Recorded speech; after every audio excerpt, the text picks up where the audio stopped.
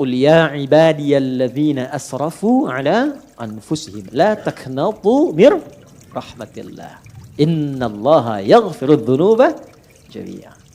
Duhai hambaku, tuh masih disebut hamba. Siapa di antara kita di sini yang merasa tidak punya dosa? Boleh angkat tangan. Pasti setiap kita merasa itu. Dan tidak sedikit orang-orang yang ingin taubat itu mencari tempat. Nah, tidak ada tempat yang paling ideal kecuali ke masjid. Kalaupun gak ada orang gak apa-apa. Datang masuk. Masuk Pak. Mungkin yang menghambat rezeki itu dosa. Yang menghambat perbuatan belum bisa jadi baik, dosa.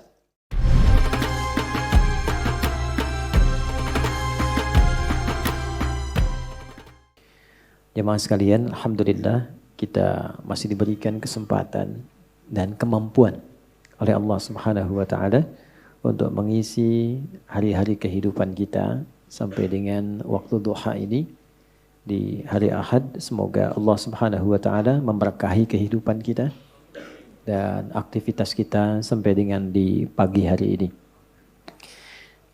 Memohon doa itu begitu penting. Dan bagi insan beriman itu tak putus dengan doa. Jadi ciri insan beriman itu setiap aktivitas kegiatannya akan selalu lekat dengan doa. Karena doa itu nanti punya dua fungsi utama. Yang pertama senantiasa melekatkan kita agar terhubung dengan Allah di setiap kegiatan. Dengan keterhubungan itu nanti ada dua feedback yang didapatkan.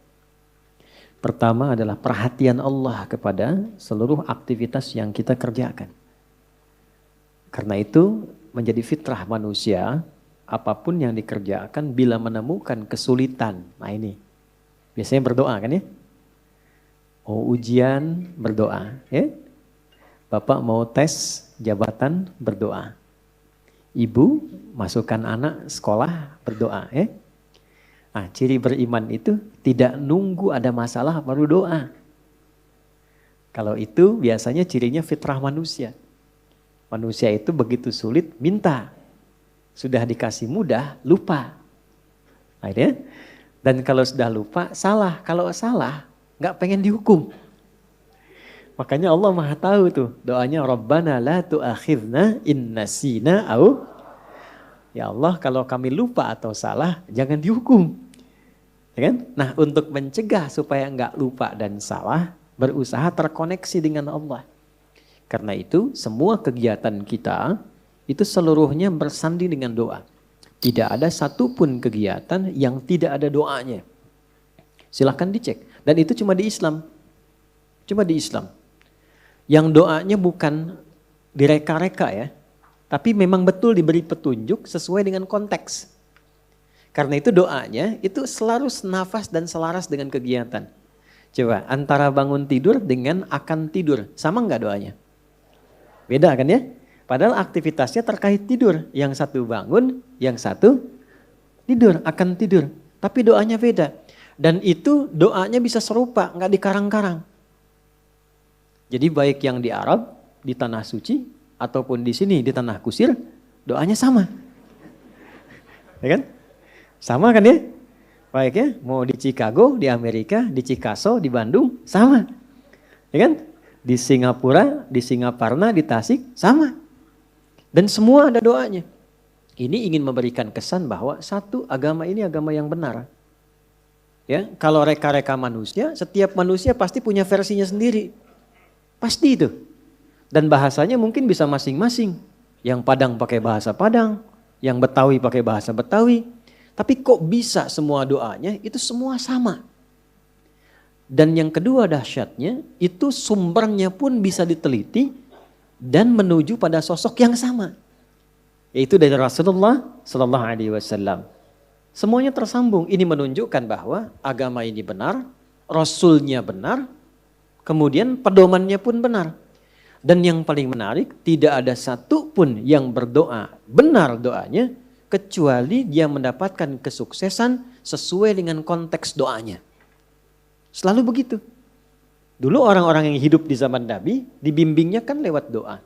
Nah doa itu yang pertama tadi fungsinya, mengoneksikan kita dengan Allah. Sehingga Allah memberi perhatian. Memberi perhatian lebih. Anda yang sering berkoneksi, Kan dapat perhatian kan?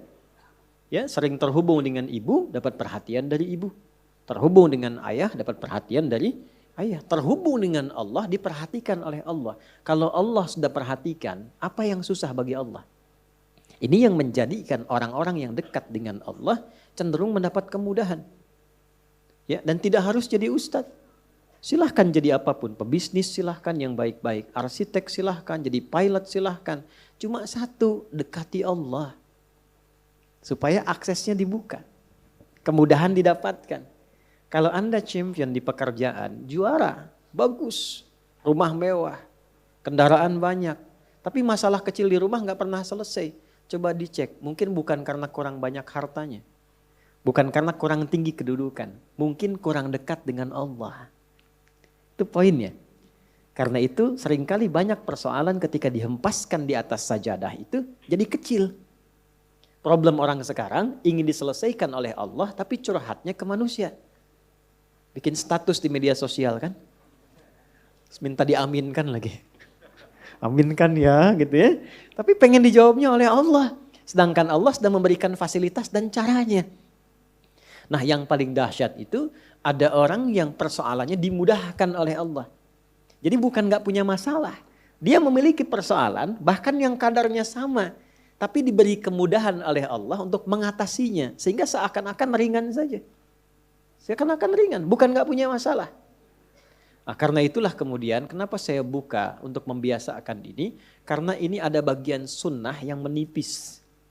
Ya, ada bagian sunnah yang menipis. Yaitu menyertakan doa dalam setiap aktivitas. Kalau mau diteliti secara psikologi juga, itu ada pengaruh doa pada motivasi diri.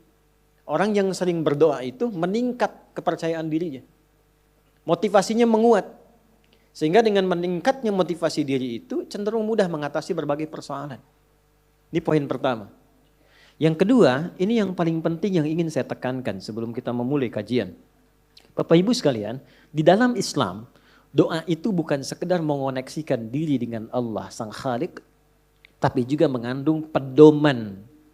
Sekali lagi, mengandung pedoman dari aktivitas yang akan kita kerjakan. Itulah yang menyebabkan semua doa sesuai dengan konteks. Lafadznya bisa beda-beda. Dan kalau kita teliti, ini pentingnya pemahaman. Semua isi doa itu isinya pedoman menjalani aktivitasnya. Ya, saya beri contoh begini misalnya. Tadi teman-teman kan masuk masjid ya. Doanya apa? Allahumma ftahli abwaaba rahmatik. Nanti keluar doanya apa? Allahumma inni as'aluka min fadlik. Coba lihat, kenapa doa masuk dengan keluar beda? Dan kakinya kenapa beda? Masuk kaki, keluar kaki kiri. Ya, doanya lain kan? Coba, Allahumma ftahli abwaaba rahmatik. Kita terjemahkan ya. Jangan-jangan dibaca tapi nggak tahu artinya. Ya, atau dibaca tahu arti nggak tahu maksudnya. Karena ini terkait pedoman. Ya, Allahumma, ya Allah. Itu bahasa halus dari kata ya Allah itu Allahumma. Ya Allah itu sudah bahasa Arab. Ya dengan Allah. Ya Allah itu bahasa Arab. Ya, dan itu sudah menjadi fitrah manusia. Ya, bahkan jangankan masuk masjid, kepleset aja ya Allah, ya Allah. Ya. Lihat mendung ya Allah kan, ya Allah mendung. Ya kan? Lihat hujan, ya Allah hujan. Ya kan? Itu selalu itu fitrah manusia karena sejatinya manusia itu nggak bisa lepas dari Tuhannya. Ya kan? Nah, kalau kita ingin memohon dengan menghaluskan kata itu, maka ganti katanya dengan Allahumma. Ya, jadi ya Allah kalau digabungkan jadi bentuk halus, apa namanya? Allahumma. Jadi kalau Allahumma itu bentuknya merendah. Tawadhu. Jelas ya? Dia merendah sifatnya. Jadi kalau sudah menyebut Allahumma, kita merendahkan diri kita. Memohon dengan kelembutan. Itu yang dimaksud di Quran surah ke-7 Al-A'raf itu di ayat 205. Wadhkur rabbaka fi nafsika tadarruan wa khifatan wa dunal jahri minal qaul. Kalau mau memohon cepat dikabul, jangan meninggi, merendah. Ya, jadi semakin kita merendah, semakin Allah meninggikan. Jadi orang yang banyak sujud, kenapa diangkat derajatnya? Karena dia banyak merendah. Semakin merendahkan dirinya, semakin Allah angkat. Balik, semakin mengangkat, semakin direndahkan. Kenapa itu? Ya, Azazil itu yang terhormat. Azazil terhormat tuh di alam langit itu, terhormat. Ya, runtuh jadi iblis dan jadi syaitan karena meninggi. Begitu dia tinggi, Allah rendahkan. Itu kan ada dialognya di Quran surah ke-7 kan, Al-A'raf ayat 12. Dibaca enggak Qurannya? Ya. Qala ma mana'aka alla tasjuda idh amartuk. Dia berkata, ana khairum minhu. Ya, qala ana khairum minhu, khalaqtani min narin wa khalaqtahu min tin. Allah menyampaikan, kenapa engkau tidak mau hormat kepada Adam ketika aku perintahkan? Bukan masalah sujudnya. Enggak penting sujudnya kata Allah. Yang penting itu yang perintahkan saya. Kenapa enggak patuh? Maka iblis mengatakan, ya saya lebih hebat dibandingkan dengan Adam. Bukan levelnya yang dicipta dari tanah, mesti hormat kepada yang dicipta dari api, mesti hormat kepada yang dicipta dari tanah. Maka ketika dia meninggi, Allah rendahkan. Ya. Dan ketika seseorang merendah, Allah tinggikan. Maka dari itu, kalau ingin berdoa cepat dikabul, maka merendahlah di hadapan Allah. Jangan membawa ketinggian, merendah. Pohon dengan kelembutan. Maka ketika masuk, Allahumma ftahli abwaaba rahmatik. Kita merendahkan diri kita. Ya, kalau Bapak Ibu mau cek, coba jalan-jalan ya, napak tilas ke jejak masjid-masjid dibangun di tempo dulu. Itu ada masjid di Cirebon yang dibangun Sunan Gunung Jati itu pintunya sedikit dikebawahkan tuh. Coba kalau cek ya, kalau nggak percaya. Ya, kan sedikit dikebawahkan kan? Makanya masuknya tuh agak ke bawah kan? Itu sudah ngasih pelajaran. Jadi orang dulu itu pelajarannya simpel, nggak banyak ceramah, tapi langsung dipraktekkan. Kenapa? Di antara dasar pemahamannya, filosofinya, itu menerapkan konteks ini. Masuk dengan merendah, masuk ke rumah Allah kok meninggi. Ya kan? Walaupun Anda pejabat, punya kedudukan, punya harta, tapi statusnya di masjid hamba Allah. Ya, terlambat ya belakangan, jangan ngotot saf pertama. Ya.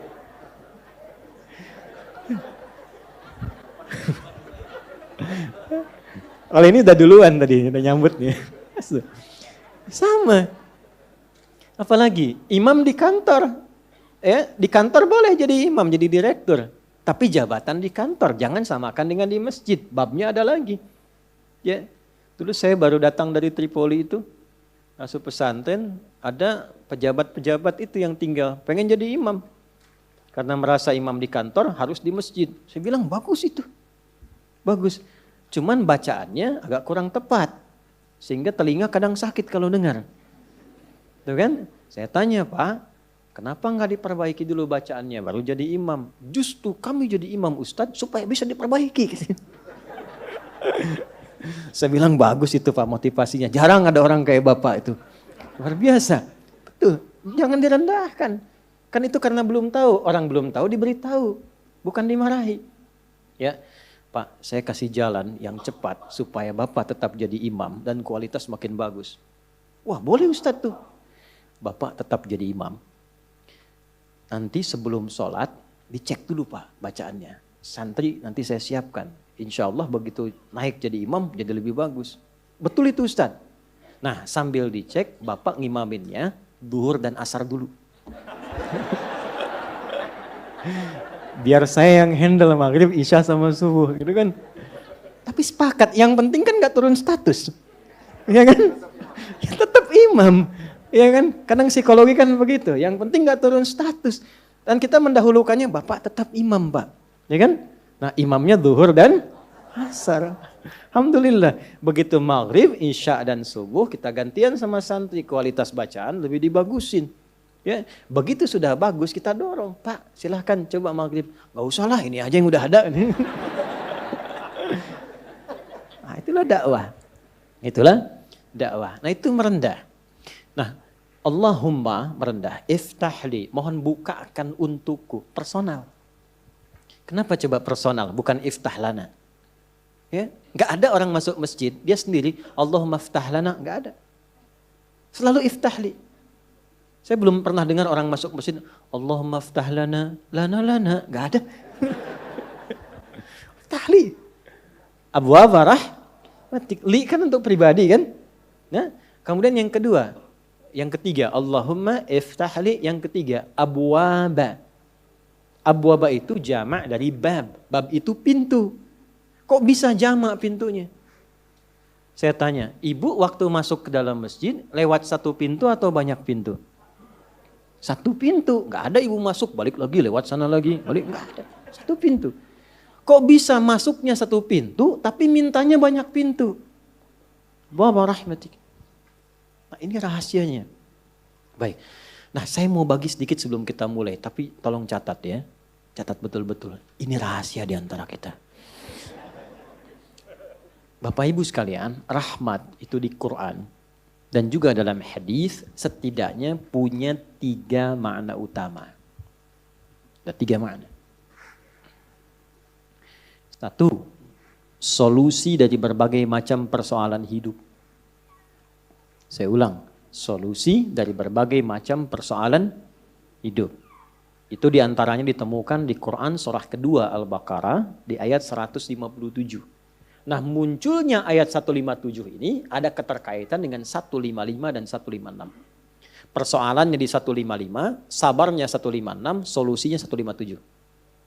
155, wala nabluwannakum bisyai'im minal khauf wal ju' wa naqsim minal amwal wal anfus wath thamarat wa basyiris sabirin. Sabarnya 156, alladzina idza asabathum musibah qalu inna lillahi wa inna ilaihi raji'un. Ayat 157-nya, ulaika alaihim salawatum mir rabbihim wa rahmah wa ulaika humul muhtadun. Itu ya. Baik. Rahmat yang pertama, solusi dari berbagai macam persoalan kehidupan. Baik kegelisahan. Jangan dikira yang hadir di sini tenang semua. Ini walaupun wajahnya kelihatan senyum-senyum, hatinya ada yang gundah. Ada yang baru ditolak saat mau lamaran, mungkin kan? Lamar kerja maksudnya. Ya? Ada yang mungkin sedang kesulitan di rumah tangga, pengen dapat ketenangan, khauf. Gak bisa dihindari. Tadi aja kan udah lihat-lihat jam nih, Ustaz datang enggak gitu kan? Padahal saya secepat mungkin bisa ke sini tuh. Ya enggak singgah di rumah. Cuman ke kantor ganti pakaian langsung ke sini. Hampir enggak tidur saya semalam itu. Alhamdulillah. Ya, tapi kan yang khawatir Anda. Wal ju' kan ada yang lapar. Awal-awal dari subuh ke sini sarapan aja belum kan? Lihat-lihat yang jualan enggak depan kan? Itu enggak apa-apa. Wa naqsim minal amwal, ada yang mungkin baru kena musibah di kantor. Proyek misalnya, ada yang enggak lulus. Ada utang belum dilunasi, cicilan masih nyari solusi. Ada yang demikian. Wal anfus, ada yang sakit, mungkin kerabatnya datang supaya cari wasilah. Allah kabulkan doanya. Ada yang ngejar ustadz supaya minta didoakan. Ada. Wat thamarat, itu kalau buka mushaf diartikan buah-buahan. Itu sebetulnya bahasa kiasan, cara bacanya, memahaminya dengan balaghah.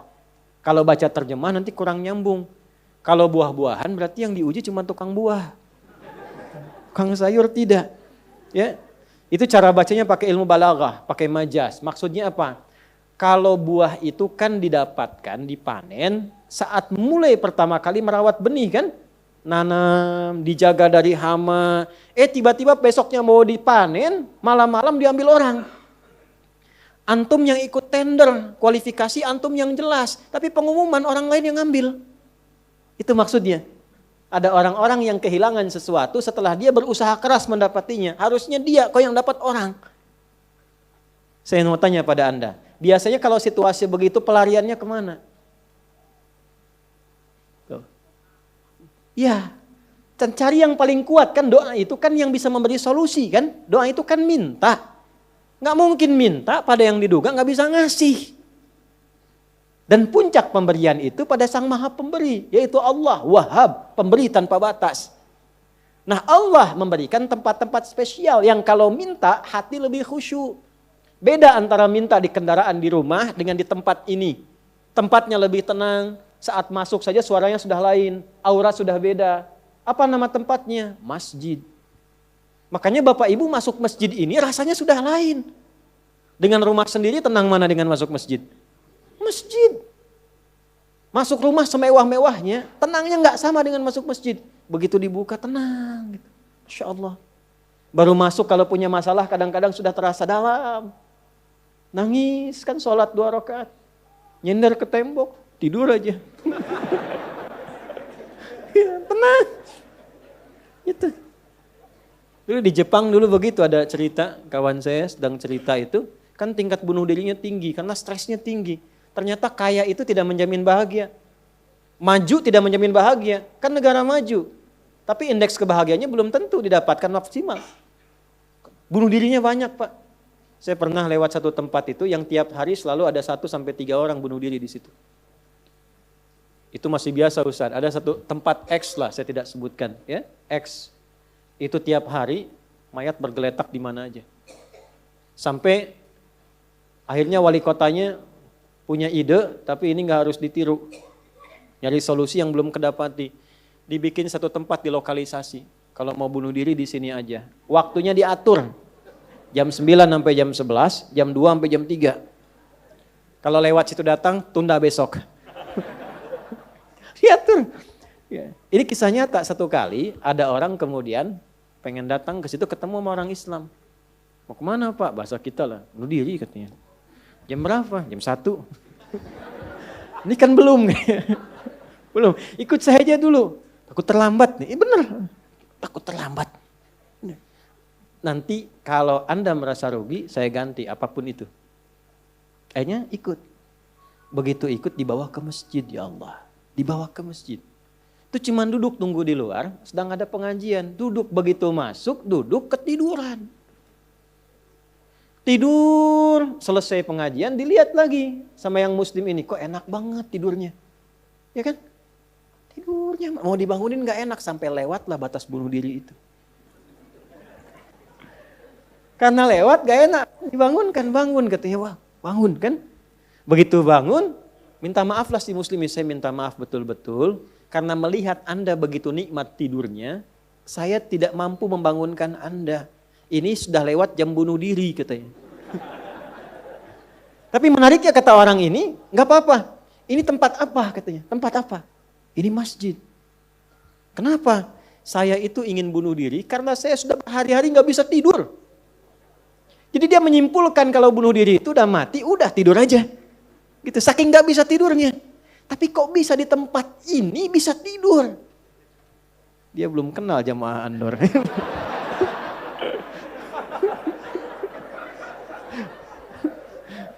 Tidur. Maka diperkenalkanlah dengan masjid. Masjid. Masuk Islam Pak. Asyhadu an la ilaha illallah. Asyhadu anna Muhammad Rasulullah. Itu cuman numpang istirahat samping masjid. Masuk Islam. Asbabnya tidur. Tuh. Orang ketiduran masuk Islam. Habis masuk Islam jadi rajin. Ada orang sudah muslim. Masuk masjid banyak tidurnya. Ya. Ayo bangun, bangun. Ya. Baik, itu satu. Jadi ternyata kenapa yang pertama rahmat? Karena Allah tuh maha tahu. Gak ada di antara hidup kita yang gak punya masalah. Pasti punya persoalan. Kalau sedang ditimpa persoalan, diuji, sabar dulu. Kata Allah, terima dulu. Karena hakikat dari ujian itu untuk meningkatkan kualitas hidup. Dan gak mungkin diuji kalau gak mampu. Gak mungkin. Kaidahnya kan jelas. La yukallifullahu nafsan illa. Jadi kalau ada ibu sedang diuji masalah sekarang begitu berat. Memang yang mampu cuma ibu, Bu. Saya gak mampu. Karena saya gak mampu, saya gak diuji. Maka berbahagialah ketika Allah lebih memilih ibu dibandingkan dengan saya. Sabar dulu. Dan hikmahnya apa? Ada nanti sesuatu yang besar di depan, yang butuh kesabaran lebih. Kalau yang sekarang nggak lulus, ke depan itu sulit untuk dihadapi. Karena itulah ditingkatkan kualitas terima dulu, tapi kan nggak usah lama-lama. Ya kan? Allah maha tahu itu, jangan lama-lama, terima dulu, datanglah kemudian mohon solusi. Kemana datangnya? Masjid.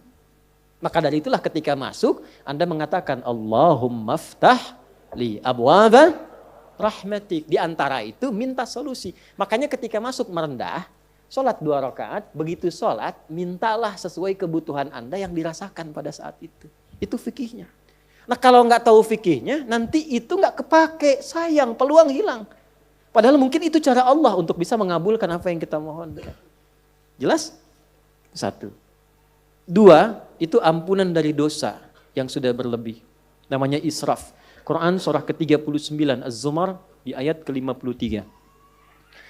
Qul ya ibadiyalladzina asrafu ala anfusihim la taqnatu mir rahmatillah. Innallaha yaghfirudz dzunuba jami'a. Duhai hambaku, tuh masih disebut hamba. Siapa di antara kita di sini yang merasa tidak punya dosa? Boleh angkat tangan. Boleh, silakan. Saya selesai pulang. Pasti setiap kita merasa itu. Dan tidak sedikit orang-orang yang ingin taubat itu mencari tempat. Nah, tidak ada tempat yang paling ideal kecuali ke masjid. Kalaupun gak ada orang gak apa-apa. Datang masuk. Masuk Pak. Mungkin yang menghambat rezeki itu dosa. Yang menghambat perbuatan belum bisa jadi baik, dosa. Ya, mohon maaf dengan berbagai jenisnya. Dengan berbagai jenisnya. Maka yang terbaik apa? Datang ke masjid. Datang ke masjid. Ya. Ini kisah nyata di masa lalu. Makanya sering baca tuh yang baik-baik lah, kisah salafus saleh, orang-orang saleh di masa lalu. Ada seorang hamba rajin salatnya. Ini sahih riwayatnya, sahih. Rajin salat. Tapi yang menarik tertuliskan, ya, ketika malaikat itu mendapat informasi, di aras tertuliskan. Ini termasuk bagian dari ahli neraka. Tapi salat. Perhatikan. Ini nanti terkait juga dengan hadis, kalau Anda baca Al-Arba'in, nomor hadis yang keempat itu. Ya, terkait dengan bab takdir. Bagaimana kemudian ikhtiar seorang hamba itu, ya, menjadikan ia berubah dari salah menjadi soleh. Dan sangat dicintai oleh Allah. Oke? Maka apa yang terjadi? Bapak Ibu sekalian, tiba kemudian si malaikat itu, ini kisah sahih yang sampai, lalu menyampaikan kasihan pada orang ini, kok kelihatannya ibadah tapi tertulis ahli neraka. Maka disampaikan dengan cara yang Allahu a'lam, apakah menyamar atau bagaimana, tuliskan. Kamu kok terus-terusan sholat? Padahal belum tentu baik di mata Allah.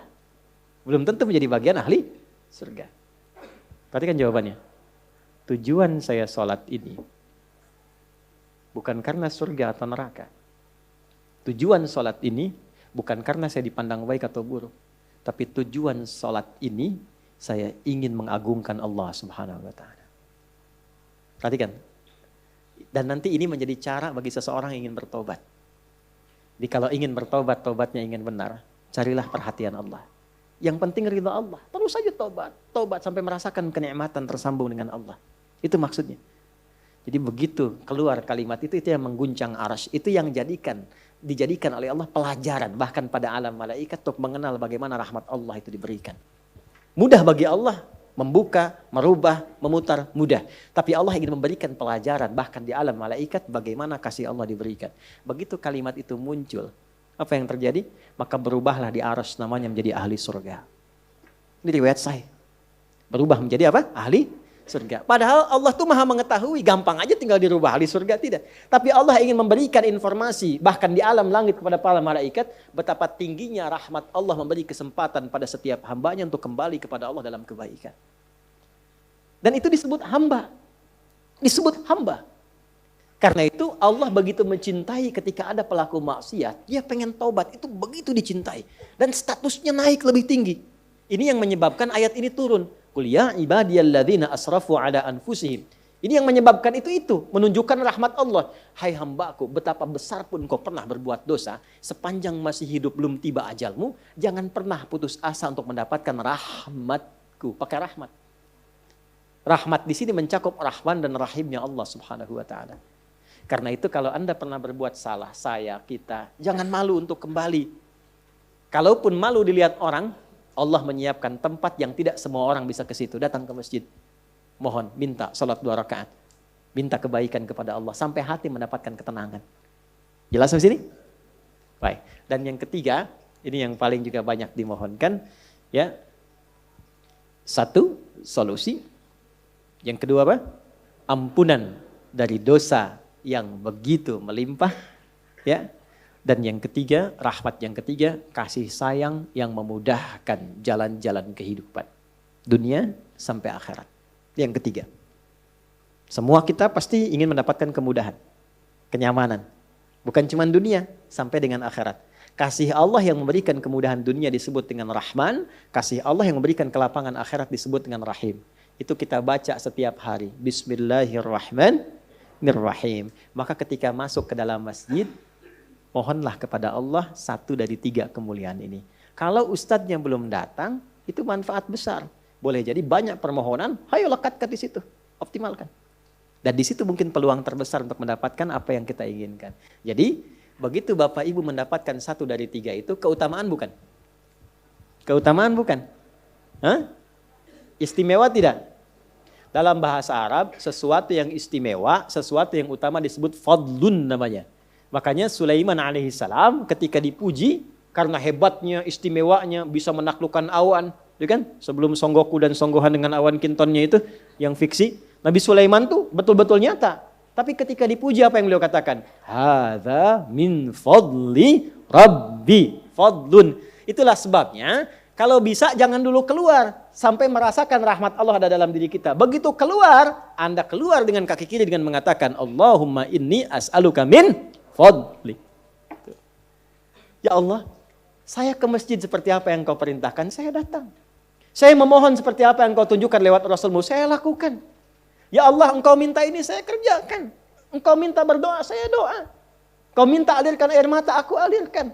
Maka mohon ya Allah, jangan biarkan aku keluar dari rumahmu ini, kecuali engkau kabulkan apa yang aku mohonkan, sesuai dengan janji yang engkau tetapkan sebagai kemuliaan darimu. Ya Allah, saya mohon kemuliaan darimu.